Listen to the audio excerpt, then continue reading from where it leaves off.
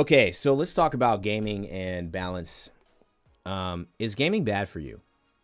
I've gotten this question twice now. I got this question in a comment on my YouTube video that inspired me to do something this year that I've talked to you guys about. I've gotten to the point where I've not, for many years, not been able to respond to many comments that come through, whether it's on YouTube or Instagram or Twitter, any of my stuff, because there's just too many. It's not a braggadocious thing. It's literally just, I don't have the time in my day to answer all of them because I would want to give good answers. I don't want to give bad answers.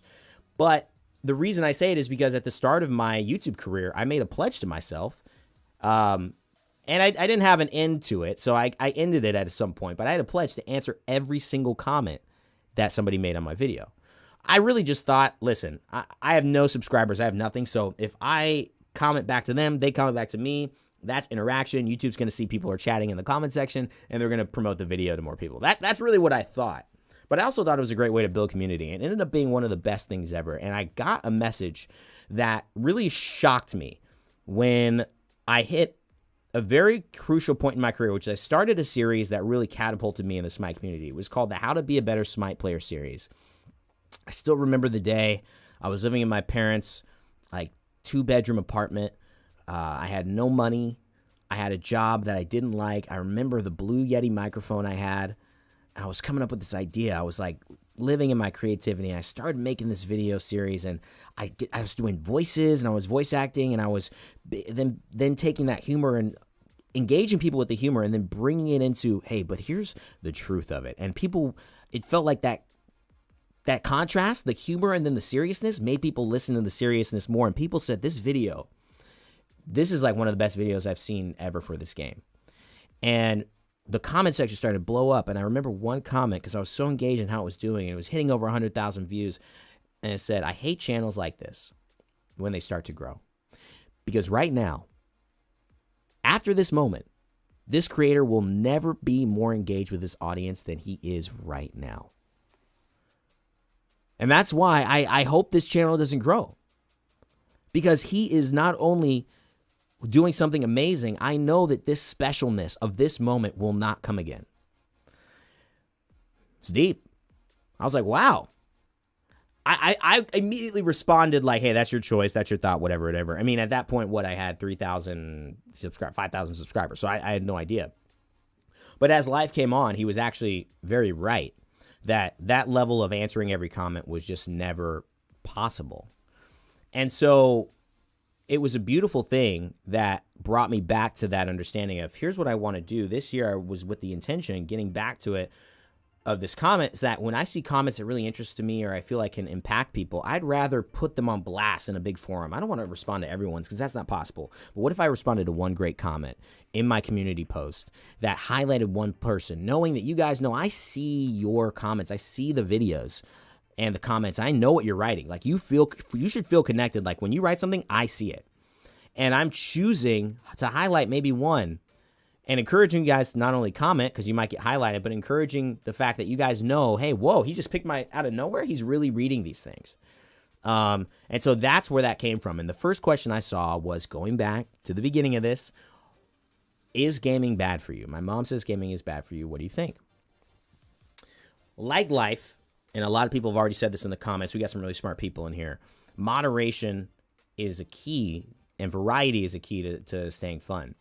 But I'm going to give you a different experience. I'm a do-it-all. I'm a do-it-all kind of guy. I really like when I jump into something, I go all in. And I remember at night playing games till I couldn't sleep. I didn't sleep. I remember playing Skyrim. I would come home every day and I would do, 600 hours into that game. And as a high school kid, that's a lot of hours. You know what I mean? I have 1,000 hours in Apex, so that's a lot of Skyrim hours. I remember at UCLA coming back from soccer practice, couldn't wait to get back on Skyrim. I have gone to where gaming has taken a huge level of importance in my life. But I would say that because of what my goals were in life and following what I love, that ended up being time well spent. Because now I have all those experiences and those games and those memories and those things to talk about and help make content and be a part of my career and grow, right? And relate to gamers who watch what I do. So the cool thing is that whether you like moderation, that's an easy answer. If gaming is something that you truly love, then investing time into something that you love is something that should be done sooner than later. There's never an out where you can't always become the best that you want to be at something. You always have time. But if you know you love gaming and you know that you don't maybe know why, but you know that there could be something for the future in it for you, I would say that not only is gaming not bad, not only is moderation not a problem, but I would say that you should go for it. And go for it with your love, man. Because, dude, anything that you're going to do in life, you got to love it. And if you don't do it with love, then, you're just chasing dollar signs. There's a lot of ways to make money. It doesn't have to be gaming. And if you're going to just choose to do something else, then, well, yeah, maybe that time gaming isn't worthwhile. Maybe you should be learning all these other things. The one thing I'll say that kept me balanced was that as much as I was into one thing, I also was a very responsible person. And I never missed soccer practices to game. I always went to my classes, right? I always studied hard for the tests that I wanted to do it. In my own version, I never pulled all-nighters. I don't think they're healthy for you. But, my own way of studying, knowing like I feel prepared, I did that. So as long as you're knocking out your responsibilities to yourself, to your life, to your parents, as long as you're keeping your commitments and it's not causing negative experiences in your life, if people say you shouldn't game, let them have that opinion. In their house, it might be harder to go against your mom who says don't do it. But I think you should try to get to the bottom of why your mom thinks gaming is bad. Because why she's saying gaming is bad is because you aren't doing your homework. Well, gaming might be having some negative results for you. Because for me to do this job, I also had to be educated. I also had to be, well-spoken to do what I do. And I also had to go through experiences that taught me what life was like, working really hard, having things work out, and having them fail. Because every day on YouTube, you are either going to succeed or kind of fail. Every video you want that you put out, that's supposed to be a good video, right? You think it is. And the audience and the algorithm tells you a yes or no. Sometimes it tells you a maybe, but most of the time it's on the yes or no spectrum. And if you can't handle the no's, you'll stop before you get to your big yeses. So if gaming is distracting you from life and you're not learning lessons like that, and believe me, I think gaming can teach you a lot of lessons like this. I think it can teach you resilience. I think it's determination. I think working for something that you want to accomplish. I think it can teach you focus and resiliency, but I do not think it replaces life. And there are some lessons that, if you want gaming to be a part of your life forever, you're still going to have to learn. So you'd rather learn them now than when you're 30 or when you're 40 or when you're 50, because you do have to learn them. Otherwise, life's going to show you that you haven't learned them. If you don't learn discipline until you're 50, life is going to show you that with a big old belly, no wife, maybe an unhappy social life, right? Or maybe you have a wife and kids, but you just don't have a great job and you really just don't like your time because you don't feel fulfilled. You don't know what to do. Life's going to teach you those lessons. So my advice is this. Gaming, if you believe it can be something powerful for you, follow that intuition, because my parents didn't understand what YouTube was until I showed them probably my first let's just say big financial month. Let's put it that way. It was all still in the vision of mine up until just a couple years ago.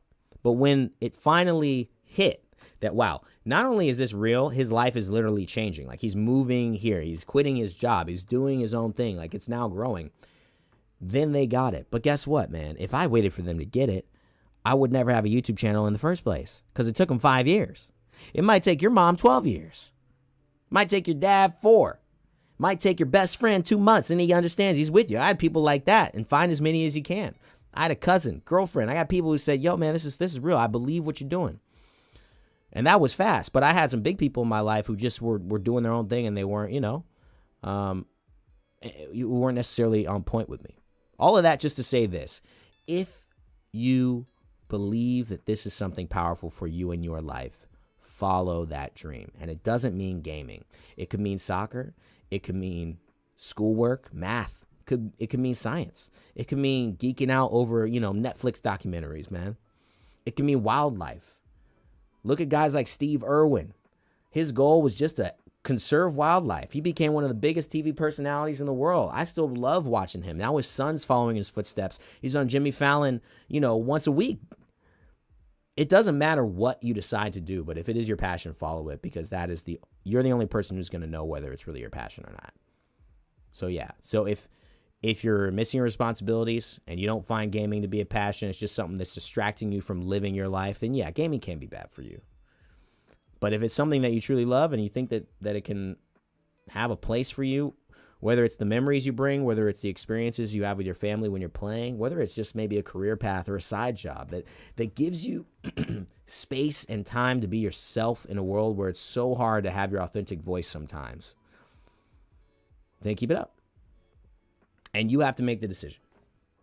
So, is gaming bad for you? It's up for you to decide.